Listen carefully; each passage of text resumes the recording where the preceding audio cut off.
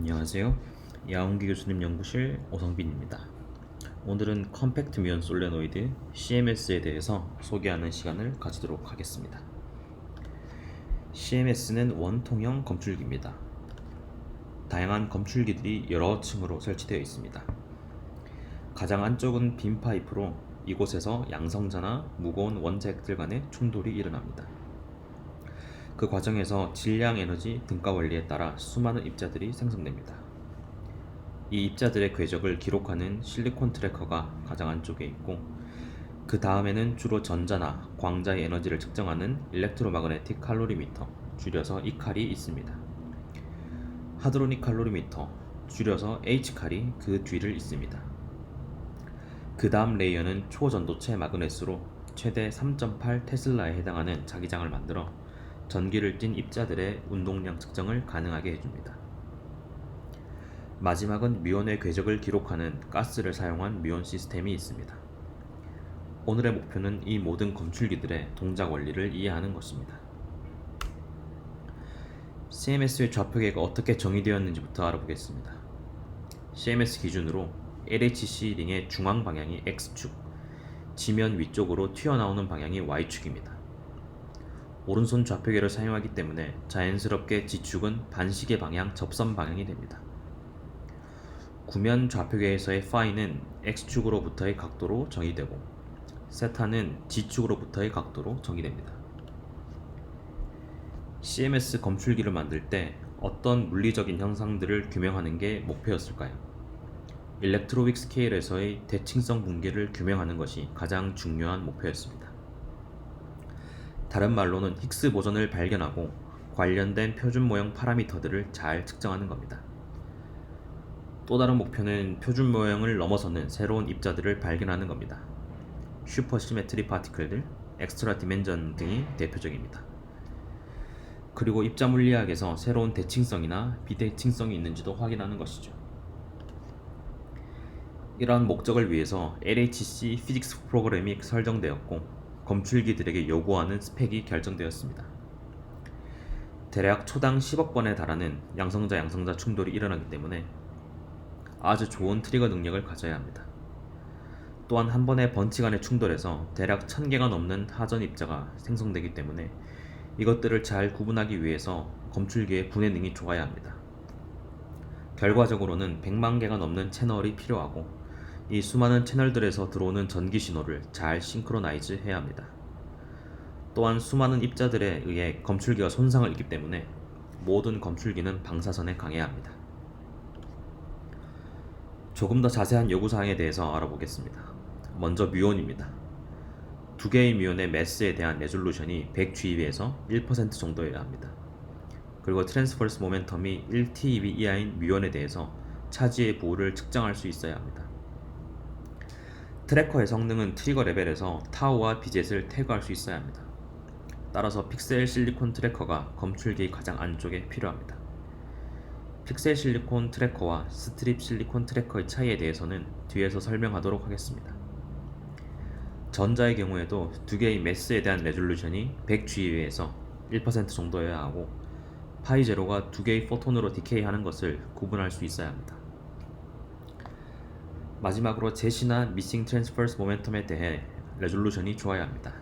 CMS는 이 모든 요구 조건을 넉넉하게 달성했습니다. LHC에는 제너럴 퍼포스 디텍터가 아틀라스와 CMS로 두 개 있습니다. CMS의 장점으로는 3.8 테슬라에 달하는 강력한 자기장과 이너 트래커가 모두 실리콘 트래커인 점, 그리고 이 칼이 레드 텅스테이트 크리스탈인 점입니다. 이게 왜 장점이 되는지는 다른 실험들의 검출기와 비교하면서 차차 알아가보시길 바랍니다. CMS의 자기장 프로파일입니다. 마그넷 안쪽 원통에서는 자기장이 지축 방향으로 거의 균일한 것을 알 수 있습니다. 이것은 실리콘 트래커로 궤적을 측정할 때 장점이 됩니다. 마그넷 바깥쪽에서는 자기장이 뮤 이펙트로 인해 아이언 용 내에 집중되는 것을 볼 수 있습니다. 따라서 아이언 역 사이에 들어가 있는 뮤온 챔버 내에서는 자기장이 상대적으로 약하기 때문에 같은 스테이션의 뮤온 검출기들 간에서는 뮤온의 궤적이 직선이라는 가정을 사용할 수 있습니다. 사실 CMS는 강한 자기장을 사용할 이유가 또 따로 있습니다. 바로 CMS 검출기가 들어가야 하는 P5의 지하 공간이 아틀라스가 들어있는 공간보다 상당히 좁다는 겁니다. 따라서 CMS는 컴팩트해질 필요가 있고, 좁은 공간에서 자기장을 이용한 운동량 측정 정확도를 높이기 위해서는 자기장의 세기를 키울 수밖에 없는 것이죠. CMS는 크게 5가지의 카테고리로 입자들을 리컨스트럭트합니다.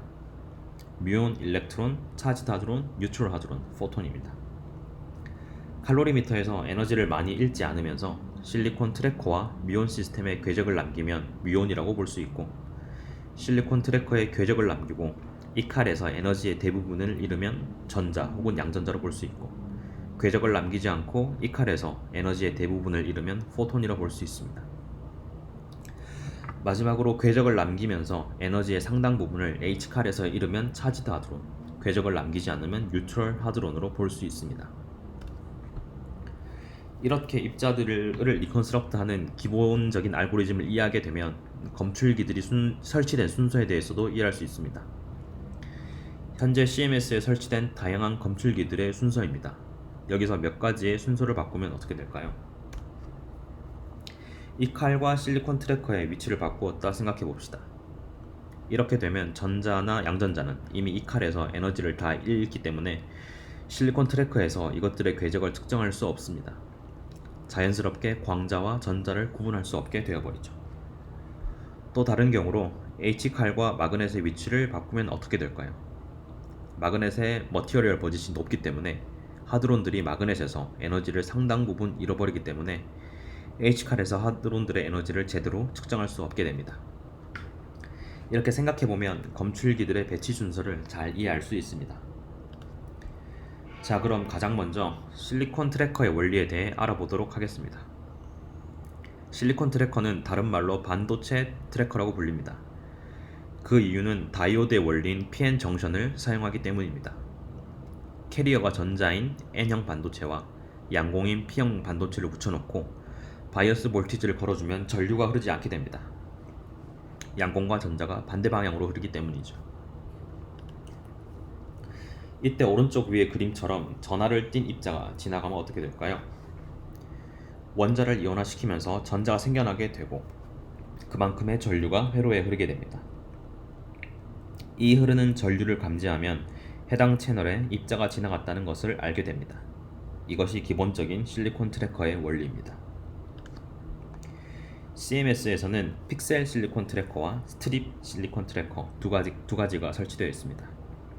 픽셀은 말 그대로 하나의 채널이 100 마이크론 곱하기 150 마이크론인 픽셀로 되어 있고, 스트립은 한 방향의 크기는 100 마이크론이지만 다른 방향으로는 10cm의 길이로 한 방향으로만 정밀한 위치 측정이 가능한 검출기입니다.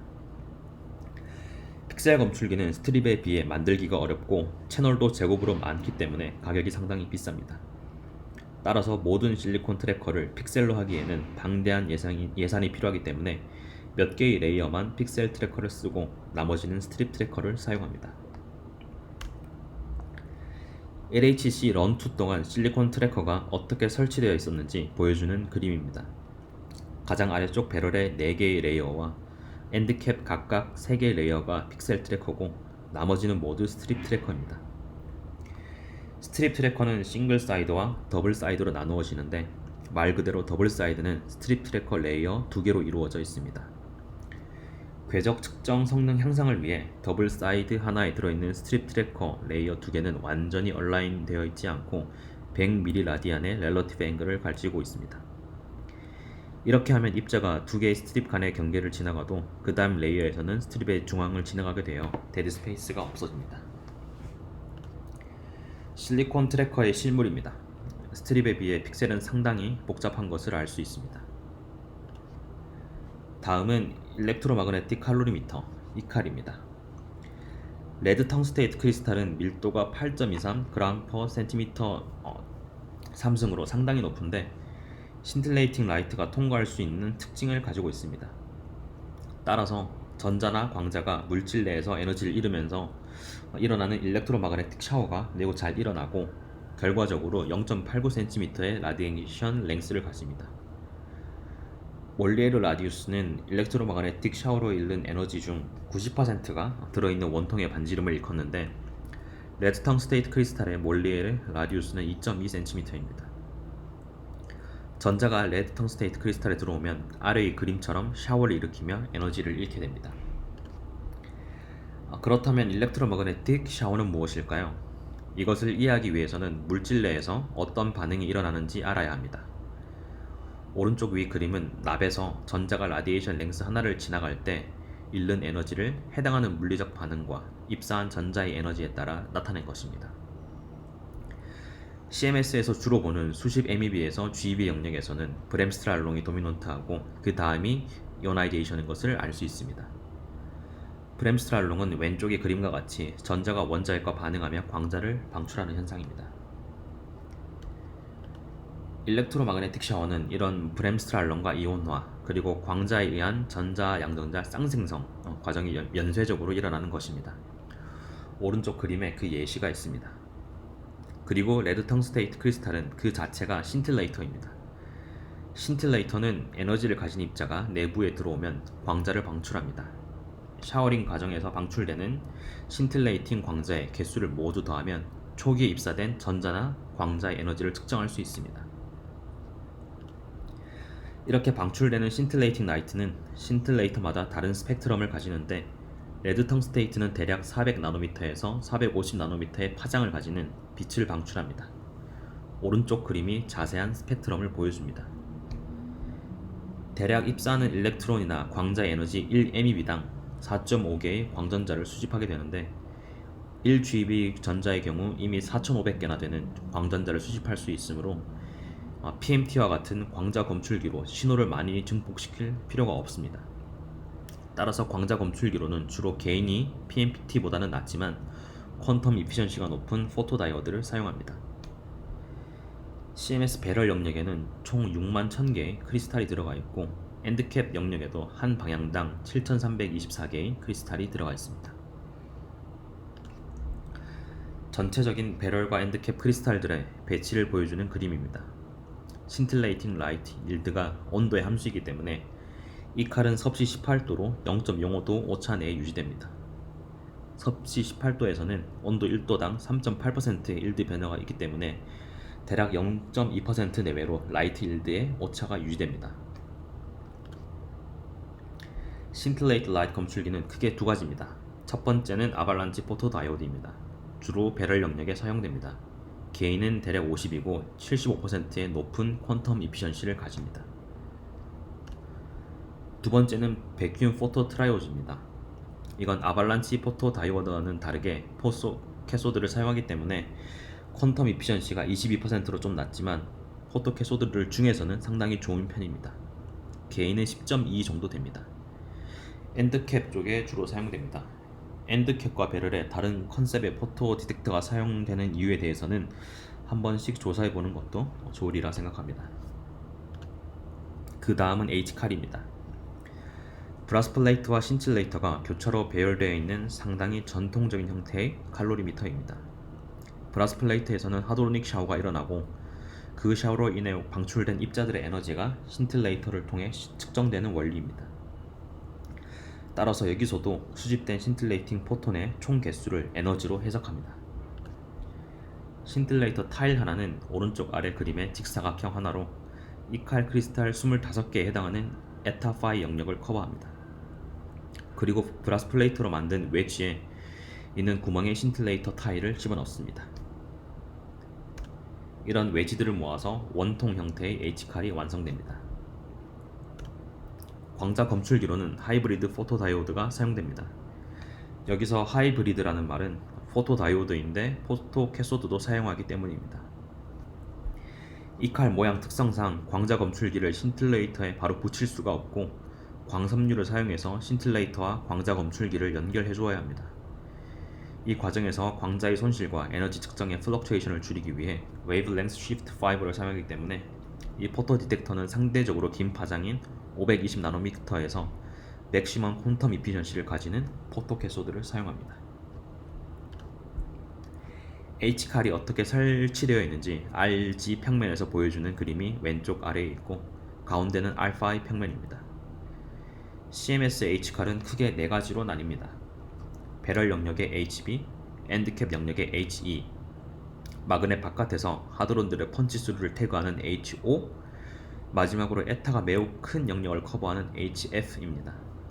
이전 슬라이드까지 HB에 대해서 알아봤으니 HE로 넘어가도록 하겠습니다. HE는 HB와 에너지를 측정하는 원리가 완전히 같습니다. 단지 검출기를 설치하는 방향과 위치가 다릅니다. 오른쪽 그림과 같은 브라스 플레이트 사이 공간에 가운데 그림과 같은 신틀레이터 타일을 집어넣는 식입니다. HO는 신틀레이터 타일로만 이루어져 있습니다. 레이어는 가장 배럴 쪽이 2개, 그 밖은 1개입니다. HO에 브라스 플레이트가 없는 이유는 슈퍼컨덕팅 마그넷을 앱 쪽으로 생각하기 때문입니다. 그것마저 뚫고 나온 하드론들을 태그하는 것이 목적입니다. 마지막으로 HF입니다. 에타 절대값 2.9부터 5까지의 상당의 포워드 영역을 커버하는 검출기입니다. 따라서 입자들이 들어오는 레이시 상당히 높기 때문에 완전히 다른 컨셉의 검출기를 사용합니다. 스틸 앱조버 속에 신틀레이팅 쿼츠 파이버를 넣는데 이 파이버의 길이가 2가지입니다. 오른쪽 아래의 그림과 같이 긴 파이버와 짧은 파이버 2개가 있습니다. EM 샤워의 경우는 샤워가 금방 끝나기 때문에 긴 파이버에서 에너지가 많이 검출되고, 하드로닉 샤워의 경우에는 샤워가 불규칙하게 멀리 진행되기 때문에 긴 파이버와 짧은 파이버 두 곳에서 에너지가 모두 검출됩니다. 따라서 긴 파이버에 검출된 에너지와 짧은 파이버에 검출된 에너지의 비율을 사용해서 검출기에 들어온 것이 EM 샤워를 일으키는 입자인지 하드로닉 샤워를 일으키는 입자인지를 구분할 수 있습니다. 여담으로 HF의 실물입니다. 광자 검출기로는 PMT가 사용되는데 약 50만 개의 와이어를 사람이 손으로 직접 다 연결하고 확인합니다. 다음은 슈퍼컨덕팅 마그넷입니다. CMS에서는 전하를 띤 입자들의 운동량을 자기장에 의해 꺾이는 정도를 통해 측정합니다. 100G에 높은 운동량을 가진 입자에 대해서 그 측정 에러를 수퍼센트 레벨로 가지려면 상당히 강한 자기장이 필요합니다. 따라서 초전도체가 사용되고 이를 통해 최대 3.8 테슬라의 자기장을 제공합니다. 초전도체이기 때문에 온도는 4.5 켈빈으로 유지됩니다. 초전도체로는 LHC의 마그넷과 같은 니오비듐 타이타니움이 사용됩니다. 코일의 반지름은 3m고 두께가 대략 30cm로 얇은 코일러 근사에도 큰 문제가 없습니다. 강력한 자기장은 검출기 구조에 매우 강력한 스트레스를 줍니다. 따라서 CMS의 전체적인 구조가 이 스트레스를 이겨내도록 설계하는 것이 중요합니다. 자기장에 의해서 총 6.4MPa의 압력이 가해지는데 전체적인 프레임이 이 중에서 30%를, 그리고 마그넷 자체가 70%의 스트레스를 감당합니다. 배럴 영역에서 최대 3.8 테슬라의 자기장은 코일 바깥쪽인 뮤온 챔버에서는 반대 방향으로 2.2 테슬라의 자기장이 됩니다. 오른쪽 사진에서 빨간색으로 CMS의 아이언 요커 보입니다. 이것들은 전체적인 구조를 받치고 있으며 하드론들이 뮤온 시스템으로 뚫고 가는 것을 어느 정도 방지합니다. 마그넷과 아이언 욕의 전체 무게는 12,500톤으로 CMS 전체 무게의 90%를 차지합니다. 마지막으로 뮤온 시스템입니다. 뮤온 시스템은 뮤온의 궤적을 기록하는 트래커입니다. 커버해야 하는 부피가 상당히 크기 때문에 실리콘 트래커로는 비용이 너무 커서 가스 트래커를 사용합니다. 가스 트래커의 원리를 알아보기 위해 와이어 챔버를 예시로 들어보겠습니다. 왼쪽 그림과 같이 캐소드 와이어와 애너드 와이어를 교차시켜서 배열시킵니다. HV는 하이 볼티지를 의미합니다. 오른쪽 그림처럼 전하를 띤 입자가 지나갈 경우 챔버를 채우고 있는 기체 분자를 이온화시킵니다. 그러면 와이어들 사이의 전기장을 따라 전자와 이온이 드리프트합니다. 이 드리프트해온 전하가 전류로 흐르게 되면 그것을 신호로 해서 어떤 와이어 주변으로 입자가 지나갔는지를 알 수 있습니다. 일반적으로 전자나 이온이 드리프트하는 시간이 필요하기 때문에 가스 트래커는 타임 리스폰스가 마이크로 세컨드 오더로 느립니다. 아시다시피 LHC에서는 25나노세컨드마다 양성자 번치 간의 충돌이 일어나기 때문에 특정 트랙을 특정 번치에 매칭시키기 위해서는 빠른 타임 리스폰스를 가지는 검출기가 필요합니다. 뮤온 시스템은 크게 3가지 검출기로 이루어져 있습니다. 100나노세크 정도의 느린 타임 리스폰스를 가지는 드리프트 튜브 DT가 있고 few 나노세크의 빠른 타임 리스폰스를 가지는 캐소드 스트립 챔버 CSC와 레지스티브 플레이트 챔버 RPC가 있습니다. DT는 배럴 영역에, CSC는 엔드캡 영역에 사용되고 RPC는 주로 배럴 영역에서 DT의 느린 타임 리스폰스를 보조하거나 트리거링을 위한 역할로 사용됩니다. 전체적인 뮤온 시스템의 검출기 배치를 보여주는 그림입니다. DT가 연주황색으로 배럴 영역에 4개의 스테이션이 있고 CSC가 연두색으로 엔드캡 쪽에 4개의 스테이션이 있습니다. RPC는 하늘색으로 배럴 영역과 살짝 엔드캡의 영역에 있습니다. 에타가 1.9보다 큰 쪽에는 RPC가 없는데 이는 RPC의 특성상 입자가 들어오는 레이시 너무 높으면 전압 강화가 매우 크게 일어나서 디텍터 역할을 하기 어렵기 때문입니다. 그럼 각각의 검출기에 대해서 조금 더 자세히 알아보겠습니다. 먼저 DT입니다. 앱솔루트 에타가 1.2보다 작은 영역에 설치된 뮤온 시스템 배럴 영역의 메인 트래커입니다. 아래의 가운데 그림과 같은 와이어 하나짜리 드리프트 챔버가 여러 개 배열된 형식입니다. 42mm의 너비를 가지므로 맥시멈 드리프트 랭스는 21mm이며 해당하는 시간은 대략 380나노세크입니다. 내부의 가스로는 아르곤과 CO2가 85대 15의 비율로 들어가 있습니다. 배럴 영역이기 때문에 자기장이 비교적 유니폼한 편입니다. 왼쪽 아래의 그림처럼 한 방향으로 4개의 레이어가 하나의 슈퍼 레이어를 형성합니다. 한 스테이션당 12개의 DT 레이어, 즉 3개의 슈퍼 레이어가 들어갑니다. 이때 한 개의 슈퍼 레이어는 RG 방향의 트래킹, 2개의 슈퍼 레이어는 R5 방향의 트래킹을 위한 방향으로 DT가 놓여 있습니다. 예외적으로 마지막 스테이션인 네 번째 스테이션에는 RG 방향 슈퍼 레이어 없이 R5 방향의 슈퍼 레이어 3개가 들어갑니다. 왼쪽 아래 그림처럼 데드 스페이스가 없도록 DT 와이어 박스를 서로 교체하도록 놓습니다. 다음은 CSC입니다. 앱솔루트 에타 0.9부터 2.4까지 영역을 커버하는 엔드캡 영역 뮤온 시스템의 메인 트래커입니다. 배럴 영역과 비교해서 시간당 영역당 지나가는 입자 개수가 많기 때문에 빠른 타임 리스폰스와 하이 그래뉴라리티가 특징입니다. 특이한 점으로는 에노드와 캐소드 두 쪽 모두에서 일렉트릭 시그널을 컬렉트한다는 것입니다. 에노드 와이어는 와이어 간 간격이 3.12mm이고 에타를 측정하는 데 사용됩니다.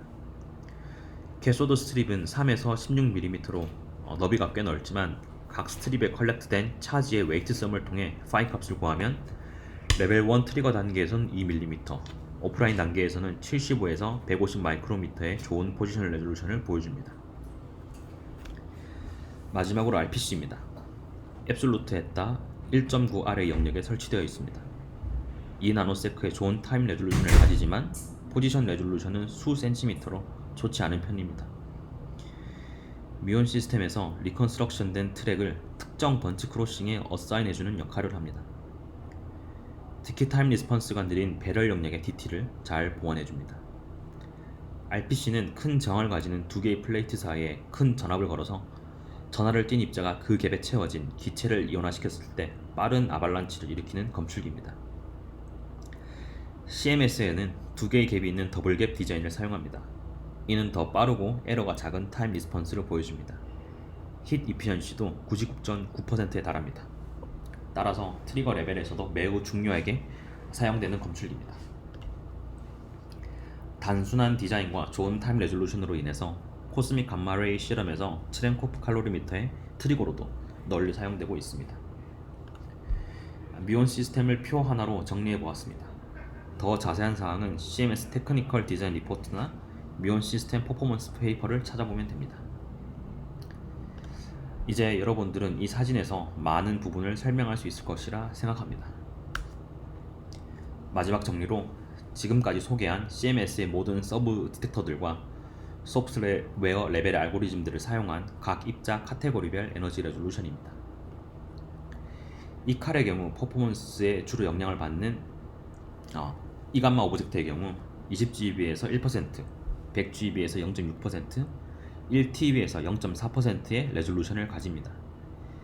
에너지가 높아질수록 광자 검출기에 들어오는 광자의 개수가 많아져서 상대적으로 레졸루션이 좋아지는 경향을 보여줍니다.